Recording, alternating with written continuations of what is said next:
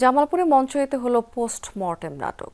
এতে সন্তানদের লেখাপড়া নিয়ে অসুস্থ প্রতিযোগিতার চিত্র তুলে ধরা হয়েছে। এই নাটকটি দেখতে ভিড় জমিয়েছেন অনেকেই, মুগ্ধ হয়েছেন অনেকে।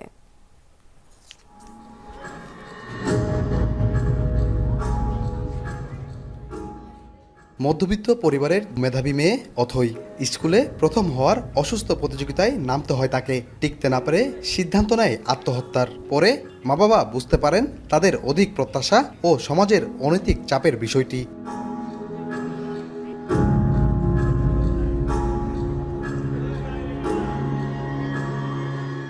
নাটক থেকে বাস্তবিক একটা অভিজ্ঞতা নিয়ে বাসায় যাচ্ছি। বাবা মারা দুজনেই দেখুক, ফ্যামিলির লোকরা দেখুক, তার সন্তানকে নিয়ে দেখুক। নাটকের গল্প খুব ভালো ছিল এবং যিনি পরিচালনা করেছেন খুবই ভালো মানের পরিচালনা হয়েছে। বর্তমান সমাজের এমন চিত্র তুলে ধরা হয় পোস্টমর্টেম নাটকে। মঞ্চস্থ হয় জামালপুর শিল্পকলা একাডেমিতে। জেলা শহরে এমন শিক্ষণীয় নাটক দেখে মুগ্ধ দর্শকরা। অভিভাবক ও শিক্ষার্থীদের সচেতন করতে এমন নাটক আরও আয়োজনের দাবি জানান দর্শকরা। শিক্ষা ব্যবস্থাপনায় বিনোদন নেই, শুধু পড়ালেখা।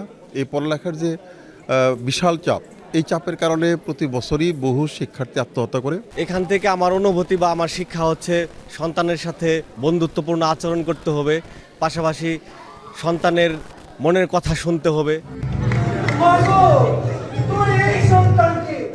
জামালপুরের কয়টি ঘটনাকে কেন্দ্র করে এই নাটক আয়োজনের কথা জানালেন নির্দেশক। শিল্পকলার আরও সহায়তা পেলে নাটকটি আবারও মঞ্চায়িত করার আশা তাদের।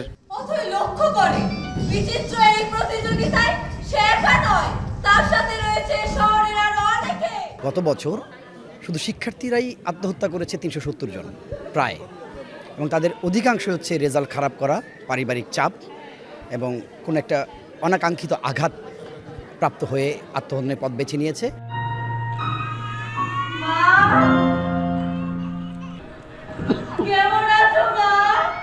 ফাহিম মালিক ইভানের রচনা ও নির্দেশনায় এবং বাংলাদেশ শিল্পকলা একাডেমির প্রযোজনায় নাটকটিতে অভিনয় করেন থিয়েটার অঙ্গনের ১৭ জন শিল্পী।